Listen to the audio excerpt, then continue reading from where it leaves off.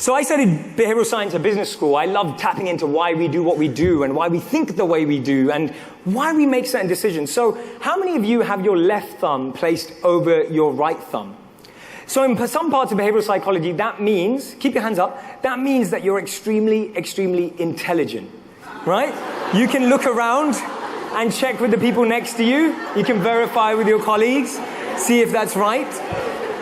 I did do that for a reason, not just get you to all look silly.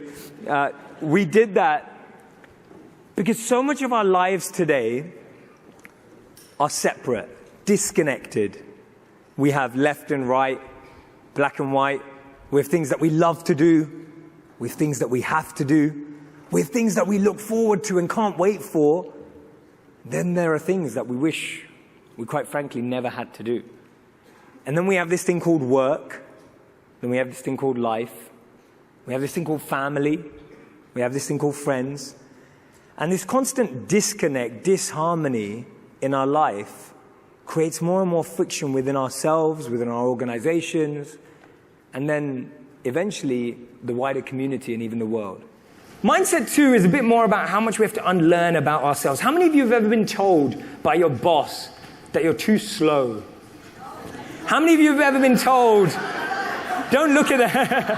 How many of you have been ever told by your boss that you're too bossy? And you're thinking, yeah, right, you know? How many of you have been ever told that you annoy other people when you work really fast and diligently? Yeah, everyone's heard these things. This is your opportunity to unlearn what you've been told about yourself. So what I'm going to ask you to do is I'm going to ask you to answer 2 questions based on a reflection of your own self. Not how you are at work, not how people perceive you, not how people think about you, but how you think about yourself. Right? I'm going to ask you to push to go to that level. There's a great philosopher called Cooley in the 1800s. He said that today, I'm not who I think I am. I'm not who you think I am. I am what I think you think I am. Let that blow your mind for a moment. I'm not who I think I am. I'm not who you think I am. I am who I think you think I am. We're lost in a perception of ourselves.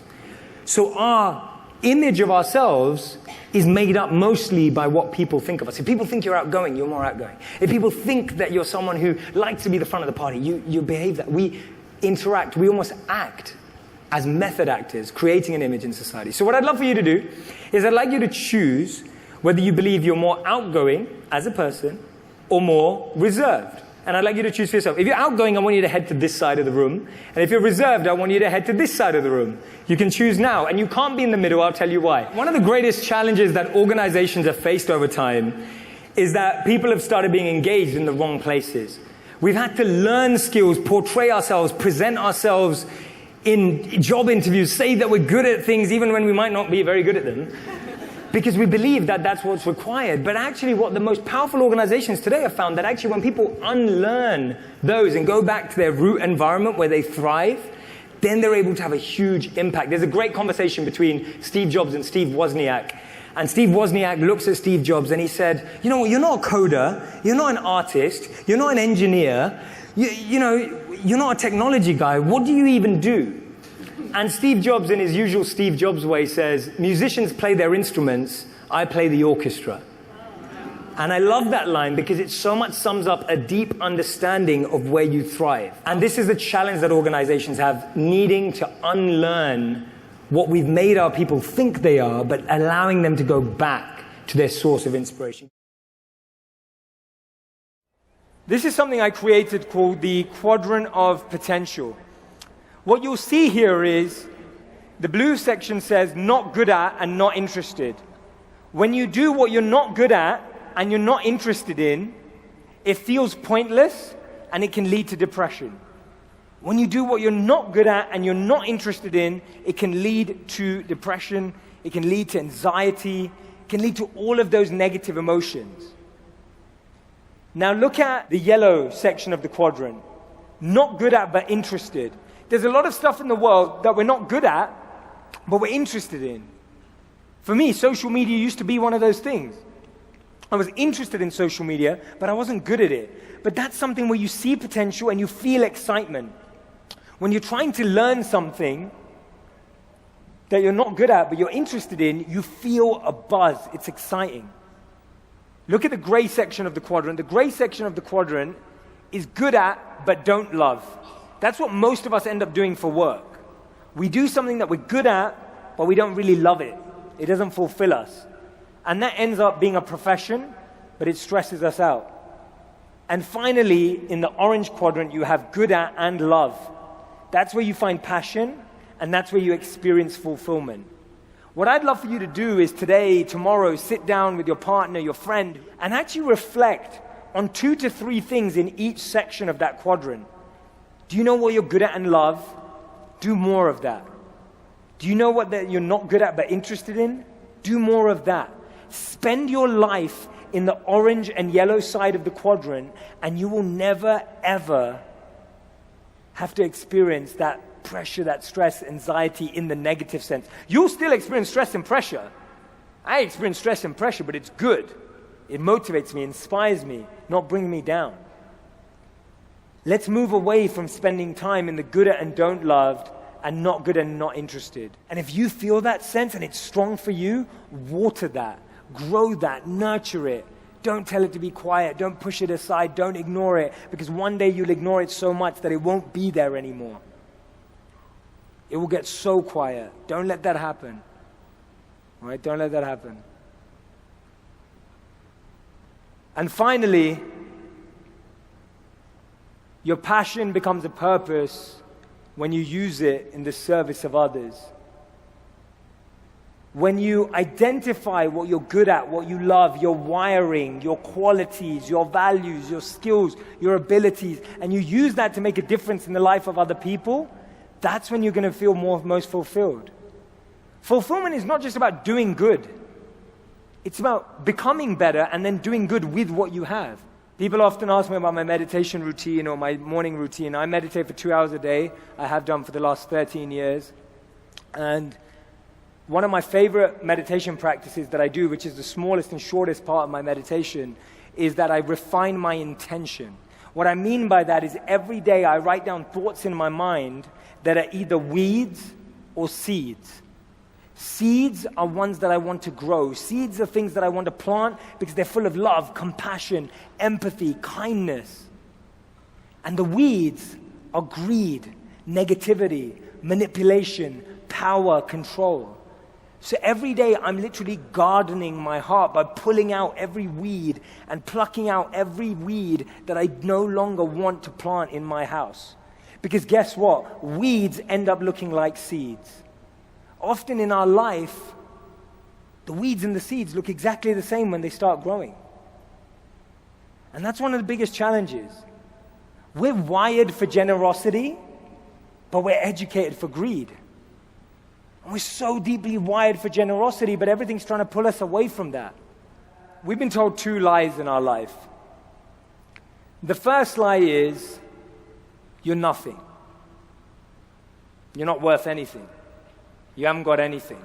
That's the first lie. The second lie we've all been told is you can be anything. It's a lie. It's not true. The way we're wired defines what we can do with that wiring.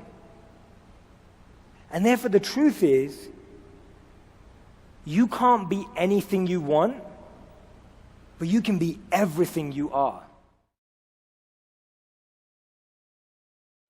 What does the leader of the future look like? What is the leader that's going to change and shift, not only personally, but purposefully shift humanity through the incredible work that you do here at GE? What does that leader look like? And the number one answer that came to my mind is that leader is a connected thinker. And that connected thinker has 4 key elements that I'm going to be sharing with every single one of you today. And as I extrapolate and unpack what I mean by that in this session, this story for me really sums up how many opportunities are lost, how many opportunities are missed, because today, a lot of our thinking, a lot of our thought processes around work, life, personal well-being, perseverance, and connection are totally unaligned. And I really want to dive into those with you today. So what I'm fascinated by is what makes a leader truly limitless? What helps us think beyond our wildest dreams, but also create solutions with purpose that revolutionize people's lives, that create real impact, meaningful impact, fulfilling impact in people's daily lives, something that you've been doing for years. How can we truly do that? What is the leader that will put that above everything else? Human experience above everything else. Because you can have access to all the technology in the world, you can have access to all the intelligence in the world, but without the desire to create true human impact through true human potential in all of you, we start getting that disconnection settling in again.